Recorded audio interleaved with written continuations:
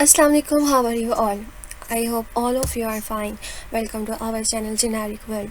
हमने last lecture में exercise 2.18 का क्वेश्चन नंबर 2 किया था, जिसमें हमने कुछ पार्ट्स को सोल्व किया था और उसके ग्राफिकल रिप्रेजेंटेशन देखी थी कि हम किस तरह से एज अ ग्राफ जो है उसको रिप्रेजेंट कर सकते हैं।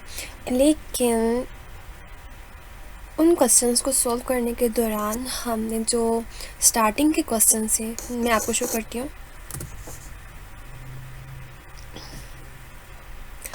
दैट इज़ योर एक्सरसाइज 2.18, जिसमें हमने क्वेश्चन नंबर 2 का जो था first, second, third, fourth, 5 and 6 जो है वो पार्ट सॉल्व कर लिए थे लास्ट लेक्चर में। और आज के लेक्चर में हम स्टार्ट करेंगे 7, 8, 9, 10, 11 का कॉन्सेप्ट। जो प्रीवियस पार्ट से और इसमें फ़र्क क्या है ये मैंने थोड़ा सा आपको एक्सप्लेन किया था लास्ट लेक्चर में, लेकिन फिर भी मैं फ़र्क बता देती हूँ। यहाँ पर देखें, आपके पास एग्जैक्ट कोई एक वेरिएबल है जिसकी वैल्यू जो है वो कोई एक कांस्टेंट नंबर है, y = -2 जैसे है, ठीक है। जबकि यहाँ पर दो वेरिएबल्स यूज़ हो रहे हैं, y एंड x, ठीक है। जहाँ पर आपने x की वैल्यूज़ को लेट करना है और फिर आपने जो है वो जहाँ पर x मौजूद है वहाँ पर उसकी वैल्यूज़ को पुट करने के बाद जो आंसर आता है वो y का आंसर होगा, मतलब y की वैल्यू होगी। लाइक अगर मैं x = 2 पुट करती हूँ इस इक्वेशन में, 2 3 10 6 -6, तो -6 आंसर आया है, वो है आंसर y का, मतलब y = -6 आया। इसी तरह से आपने ऐसी कोई 3 से 4 या 5 जो है वो आपने नंबर्स लेने हैं, वैल्यूज़ लेनी है, उनको 1 बाय 1 पुट करना है और y की वैल्यू फाइंड आउट करनी है। और फिर जैसे हमने लास्ट लेक्चर में किया था, पेयर्स को आपने ग्राफ में जो है वो रिप्रेजेंट करना है। चलिए अब हम इसको सॉल्व करेंगे। इसके लिए आपको मैं क्वेश्चन नंबर 9 करवा रही हूँ अभी स्टार्टिंग, ठीक है। अगर आपको ये कॉन्सेप्ट आ जाएगा तो आप ये तमाम जो रिमेनिंग पार्ट्स हैं उसको सॉल्व कर सकेंगे। मैं आपको जस्ट एक नहीं, कम से कम 2 पार्ट करवाऊँगी। सो कोशिश करें कि कॉन्सेप्ट पर फोकस करें, और अगर समझ नहीं आती तो आप मुझे कमेंट सेक्शन में बताइएगा, तो मैं आपकी उस प्रॉब्लम को, उस कॉन्सेप्ट को क्लियर कर दूँगी। क्योंकि मेन मकसद मैथ्स को पढ़ने का ये होता है कि आपका कॉन्सेप्ट क्लियर हो। जब आपका कॉन्सेप्ट क्लियर होता है तो जो जितने मर्जी मतलब इस तरह के क्वेश्चंस आ जाए, आप उसको बिला झिझक बगैर किसी कंफ्यूजन के सोल्व कर सकते हैं। ओके, नाउ चलते हैं हम अपने लेक्चर की जानिब। क्वेश्चन नंबर 9, जैसे कि मैंने मेंशन कर दिया, 4x - y = 0 के, इसको हम सोल्व करेंगे। ओके, लास्ट टाइम ये जो टेबल था फर्स्ट वाला, ये हमने सॉल्व कर लिया था। अब हम सेकंड करेंगे, 4x - y = 0। First of all हम मतलब इसमें ये बताएंगे कि स्लोप क्या होती है। अच्छा, मैंने स्लोप का फॉर्मूला नहीं बताया था आपको, मैं इसको भी ज़रा एक्सप्लेन कर देती हूँ। इन फार्मूलाज को ज़रा अंडरलाइन कर लें। y = mx + c, ये जो है वो आपका स्लोप का फार्मूला नहीं होता, मतलब एक इक्वेशन है। इक्वेशन में आपके पास जो m है वो आपका जो है वो स्लोप शो करता है। m की वैल्यू क्या कहलाती है? स्लोप, ठीक है। और यानी कि x के साथ जो भी वैल्यू होगी वो m होगी, और m जो है वो आपके स्लोप को शो करता है, और c आपका कांस्टेंट होता है। जब भी आपके पास कोई इक्वेशन आए, लाइक यहाँ देखें तो y = -3x है, तो यहाँ पे इसका मतलब क्या है कि स्लोप -3 है। यहाँ पर स्लोप क्या है? 1/2 है। और यहाँ पर y = 4x है, तो मतलब स्लोप जो है वो 4 है। और यहाँ पर इसको थोड़ा सा सोल्व करेंगे तो y इधर चला जाएगा, 4 इधर आएगा, 2x - 4, तो यहाँ पर भी स्लोप क्या है? 2 है। और यहाँ पर -3 है, यानी कि x के साथ जो भी वैल्यू होगी वो आपकी स्लोप को शो करती है। लेकिन मोस्टली क्या होता है कि आपको इस तरह की इक्वेशन नहीं गिवन होती, वहाँ पर आपको जो है वो 2 पेयर दे दिए जाते हैं, x1 एंड y1 और x2 एंड y2, ठीक है। तो उसकी हेल्प से आप लोग जो है वो स्लोप फाइंड आउट कर सकते हो। उसके लिए क्या करोगे, आपके पास फार्मूला होता है y2 - y1 / x2 - x1। जो x की वैल्यू है वो नीचे माइनस होंगी और जो y की वैल्यू है वो ऊपर, मतलब ये 2 पेयर्स हैं, मतलब x1 y1, इसी तरह से x2 y2 होगा। और फिर आप उसको सोल्व करते हुए ये फॉर्मूला यूज़ करेंगे और स्लोप आपकी फाइंड आउट हो जाएगी। ये देखें, the slope of the line this where x1 y1 and x2 y2 are 2 points on the line. I hope ये क्लियर है। अब हम लेक्चर जो है वो स्टार्ट करते हैं। तो यही बात है कि जहाँ पर हमें लग रहा है कि भाई स्लोप है, तो वो आप जो है वो मेंशन कर देंगे। तो यहाँ पे स्लोप 2 नहीं, यहाँ पे स्लोप जो है वो 4 है।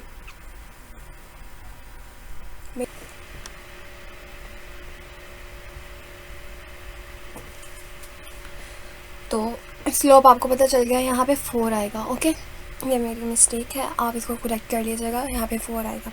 Okay, y equal to 4x है। अब पहले मैंने बताना है कि टेबल किस तरह से बनाएंगे, बिल्कुल वैसे ही जैसे हमने लास्ट लेक्चर में बनाया था। x एंड y लिखेंगे। अब चूँकि मैं x की वैल्यूज़ को सपोज कर रही हूँ, तो मैं यहाँ पे -2 -1 0 1 2 3 लिख दिया मैंने। 2 तक भी जा सकते हो, कोई ज़रूरी नहीं है कि आप जो है कोई स्पेसिफिक वैल्यू लो, आप जो कोई भी वैल्यू जो है यहाँ पे सपोज कर सकते हैं। अब मैंने ये देखना है कि अगर मैंने -2 मैंने लिया है और अगर मैं इसकी जगह पर -2 पुट करती हूँ तो -2 फॉर द 8 आएगा। तो मैंने यहाँ पे आंसर इसका लिख दिया। -1 जब मैं पुट करूँगी तो -1 को 4 से मल्टीप्लाई करूँगी तो -4 आएगा। तो y की वैल्यू -4 आ गई। अगर मैं x 0 पुट करती हूँ तो y की वैल्यू भी 0 है। अगर x की वैल्यू 1 पुट करती हूँ तो मेरे पास आंसर 4 आएगा। 2 पुट करती हूँ 2 फॉर द 8, तो यहाँ पे 8 लिख दिया मैंने। 3 पुट करती हूँ तो 3 फॉर द 12, तो यहाँ पे 12 आएगा। ठीक है, तो ये मैंने आपको ऐसे ही समझा दिया। आप जो है कॉपीज़ पर इसको बाकायदा तौर पर सोल्व कर सकते हो। x की जगह पर वैल्यू पुट करोगे, फिर उसके बाद उसको मल्टीप्लाई करोगे, फिर उसका आंसर आएगा। ठीक है, मैंने डायरेक्ट लिख दिया। अगर आप ऐसे भी लिख दो तब भी ओके।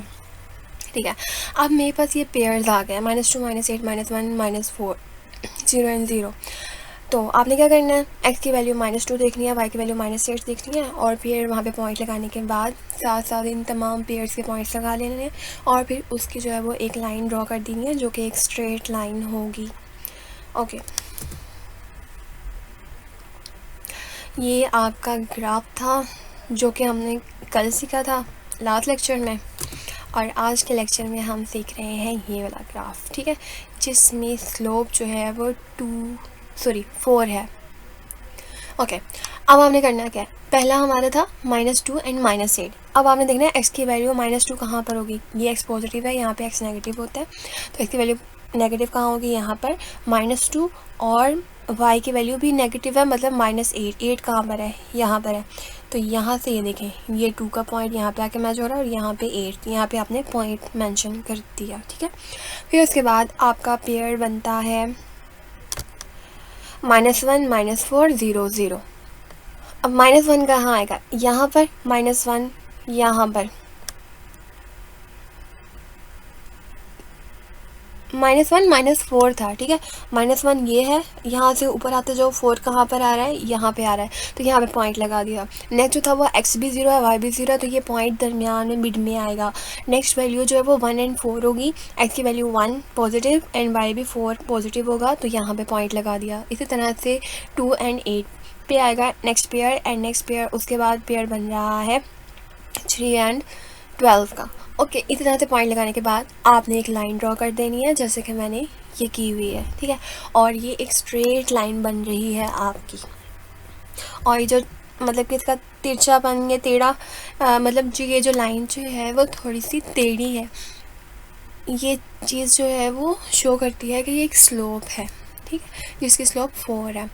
अब यहाँ पर नेक्स्ट क्वेश्चन है, नेक्स्ट को मैं ज़्यादा एक्सप्लेन नहीं करूँगी बिकॉज आपको ये टेबल भी समझ आ गया होगा कि देखिए 2x -4 है, और यहाँ पे स्लोप जो है वो 2 है, और आप इसको सॉल्व करेंगे। -2 पुट करते हो, -2 टू द 4 आएगा, 4 -4 एंड -4 करोगे तो -8 आ जाएगा।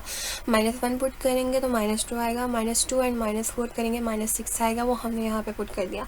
जब मैं x इक्वल टू 0 लेती हूँ, 2 मल्टीप्लाई होगा 0 से, तो 0 आएगा, और -4 वैल्यू रह जाएगी। इसी तरह से आपने 1 2 एंड 3 पुट करना है, और उनकी वैल्यूज़ को यहाँ पर लिख कर फाइंड आउट कर लेना है, और पेयर्स भी आपको पता चल गए हैं। इसी तरह से मैंने इस क्वेश्चन के लिए भी पेयर्स जो हैं वो पहले पॉइंट्स लगाए, पॉइंट्स लगाने के बाद मैंने एक लाइन ड्रॉ कर दी, जो कि ये भी स्ट्रेट लाइन बन रही है, और जो इस मतलब कि ये जो लाइन है ये स्लोप को शो कर रही है। ठीक है, ओके, आई होप कि ये वाला लेक्चर भी आपको क्लियर हो गया होगा। एक्सरसाइज 2.18 का तमाम जो क्वेश्चन हैं वो कंप्लीट हो गए हैं, और अगर कोई प्रॉब्लम है तो मुझे कमेंट सेक्शन में बताएं, मैं वो आपकी प्रॉब्लम नेक्स्ट लेक्चर में इंशाल्लाह ज़रूर क्लियर करूँगी। और अगर आपको लगता है कि कुछ चेंजिंग चाहिए लेक्चर में, या लेक्चर में थोड़ी आप कोई कन्फ्यूजन रह जाती है या कोई सजेशन देना चाहें तो वो भी आप मुझे दे सकते हैं, ताकि मैं नेक्स्ट जो है वो इसको भी बेहतर करने की कोशिश करूँ। और अभी के लिए आप जो है एक्सरसाइज 2.18 करें और नेक्स्ट हम इंशाल्लाह 2.19 करेंगे। तब तक के लिए बेस्ट ऑफ लक।